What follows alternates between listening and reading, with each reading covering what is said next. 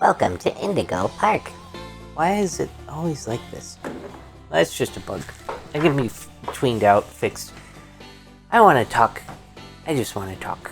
I want to talk to the developer specifically. Hopefully. I just want to see if my message will go across. We have controller support in the game, but it's not really controller support. Do you want to know why? Because Steam's silly.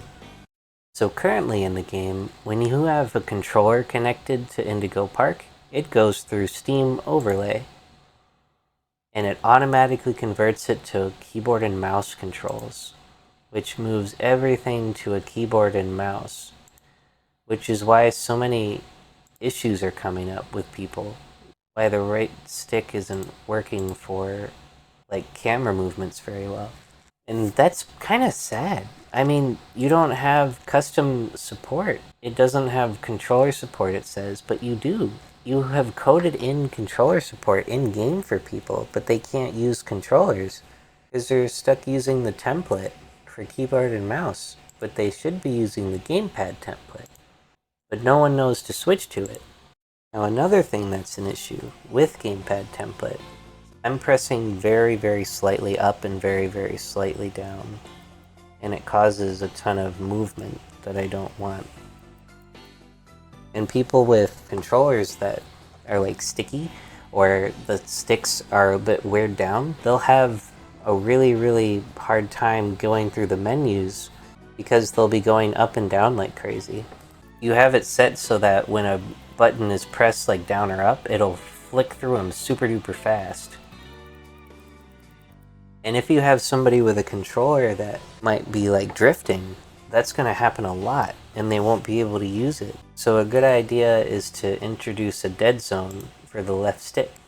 You could just have a controller preference dead zone. You could also have a custom dead zone and just set it to something like 25 and then set this to 100. And that would work too. So now it's not moving unless I press it a certain distance, and that makes it way easier to go through these without having it constantly move up and down like crazy. And that fixes our problem that we were having immediately. Let's play the game.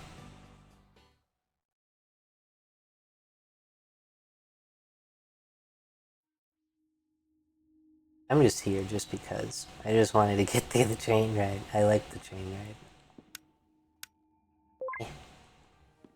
So, what do you think? Pretty fun, right? Now you know all about my friends. And so, where do you want to go? Having no dead zone on the right stick, however, is okay, because your thumb's always going to be on the right stick unless you press the interact button. So having a really slim dead zone, like maybe 15 or 10, is really good. Or no dead zone. You don't even have to put one. Now let's say you want to sprint. Ooh.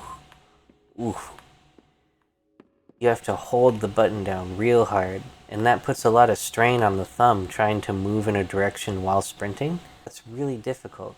And the sensitivity is also really difficult. You kind of just flick around when you press the stick. You don't really have all that much movement stability. Now you could fix this by lowering the speed in which it comes through, like lowering the sensitivity, but then you can't turn around.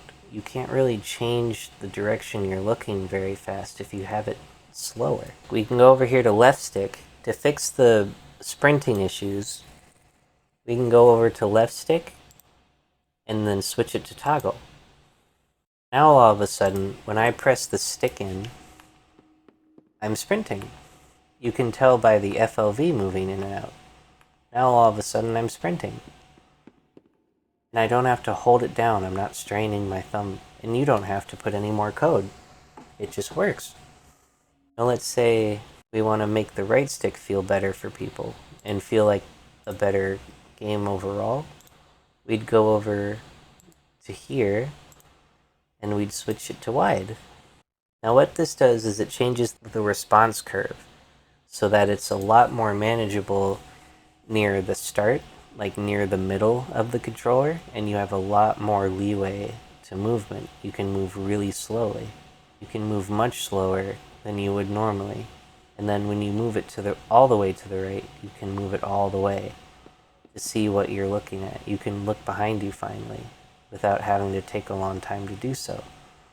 And you can still move your camera like you would to get action poses and action shots, like, ooh, as if you were controlling a drone almost, to be able to record something. This is what a lot of first-person shooters use. They have a response curve for the control stick. Now you don't have to do any coding for it either. You can just use the control stick settings that Steam has given you, and it just works. It works really well. That's all she wrote.